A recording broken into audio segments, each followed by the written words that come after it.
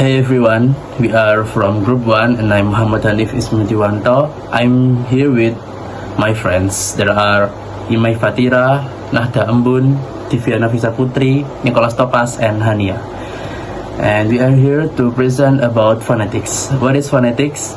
Phonetics is a study of speech sound, their physical properties, and the way they are received and decoded by the brain.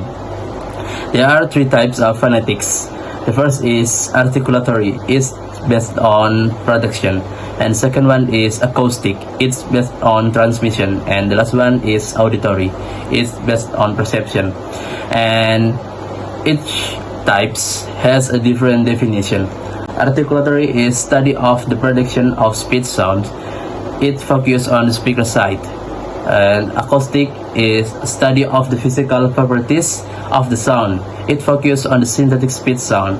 And the definition of auditory is study of how sounds are received and decoded by the brain. It focuses on the receiver side. And next slide will be explained by Tito. Now let's move to class of speech sound. There are two types of class of speech sound, consonants and vowels. Consonants, the speech sound that is produced when the airstream is stopped and then released before it escapes the body. There are three things to describe consonants, such as voicing, manner of articulation, and place of articulation. Vowels, the speech sound produced without constriction or stoppage. Moving on into voicing. Voicing refers into the vocal folds that can produce speech sound with varying qualities and characteristics. There are two types of different sounds. One is called voice sound and the second is called voiceless sound. To tell the difference, put your hand on your throat and try to speak. If the letter have vibration, then it's a voice sound. But if otherwise, then it's voiceless. The next is place of articulation, the production of speech sounds by movement of the speech organs. There are 8 types of articulatory placement in English. There are bilabials, interdental, palatal, labiovelar, labiodentals, alveolar, glottal, and velar. The first one is bilabials. Bilabials is made by pressing lips together, like P, B, and M. The second is labiodentals. Labiodentals is by raising lower lip until it met the upper front teeth, like F and V. The next is interdental or dental, involve the articulation of the lips and teeth, like the TH sounds. Alveolar is made by raising the tip of your tongue to the bony ridge behind the upper teeth like T, D, N, S, Z, L, and R. Palatal is when the blade of your tongue articulates on the roof of your mouth like S, T, Z, Z, and Y. Glottal is the space between vocal folds like A. Labiovelar is by rounding the lips while the back of your tongue is raised in velar region, like W and WA.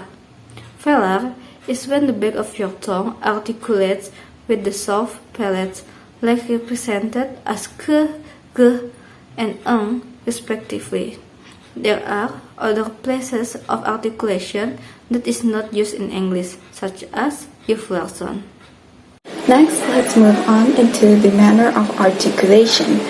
The manner of articulation actually refers to when the airflow is constricted or released within the vocal tract.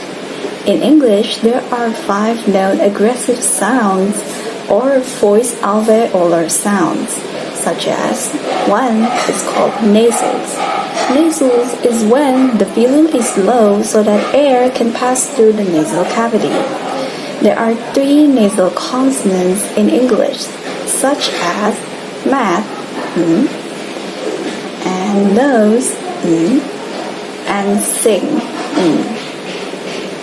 Next up, we have stops. Stop refers to the sounds created by momentarily cutting off the airstream. In English, it is divided in voiceless and voice sound. In the voiceless section, we have P, B, and voice such as D, K, G. Next, we have a fricative. In a sense, these are two sounds, but it actually starts as a stop, but then it ends up as a fricative. In English, it's like Z with Z. Last, we have liquids. Liquids refer to the only involved in minimal obstruction of the airstream, and friction is not produced. In English, it is and Alright, that's it.